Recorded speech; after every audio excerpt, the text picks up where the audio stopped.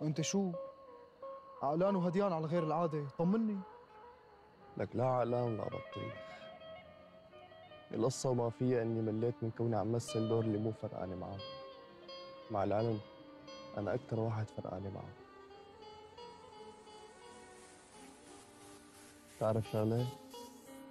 في عالم كانت بهاي البلد ماشية على رجليها، اتكرسحت وانشلت وما عاد فيها تمشي. مليونيرية معاهم مصاري ما بتاكل النيران، باعوا كل شي وهجوا. اللي مثلي أنا شو ناطر دخلك؟ انت قلتها، شو ناطره؟ انا كم مرة قايل لك يا طبل فكر بموضوع السفر بشكل جدي، وانت ولا على بالك، ولا على بالك حدث ولا حرج. لك ما فيني يا حبيبي، ما فيني. ليش ما فيك؟ ليش؟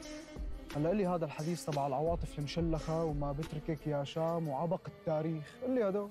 لك لا عواطف مشلخة ولا شي يا زلمة.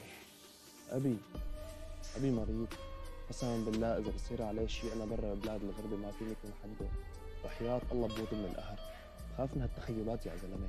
يعني عفوا، إذا ضليت عايش مع أبوك ولا سمح الله مرض وأنت ما معك تجيب له حق دواء، ما بتموت من القهر؟ بتخاف تضل هون تموت أنت وأهلك من الجوع، بتخاف تسافر ينضاموا أهلك وأنت بعيد عنهم ومو جنبهم. كل حياتنا قائمة على الخوف. بتخاف من أتفه وأسخف الأسباب، رفة كهرباء قوية بتطير لك أجهزة البيت، بترجعك 20,000 سنة ضوئية لورا وأنت وعم تضحك وتلعب.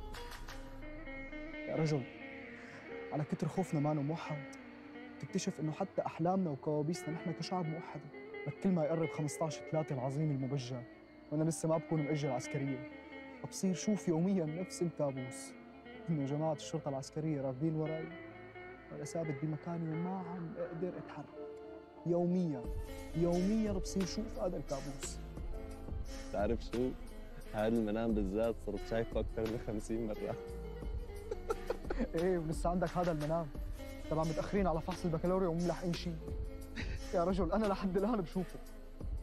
لك ولا شو قاعد بدماغي؟ هذا كمان بشوفه. يعرفني. تعرف شغلة لك علاء؟ شو؟ مع انك بتحب المشاكل ومخي ومخك ما بيتطابقوا مع بعض ابدا، بس من كل قلبي شكرا لك. شكرا على كل لحظة وقفت فيها معي لك طبعا. شكرا. شو ذكر النحل؟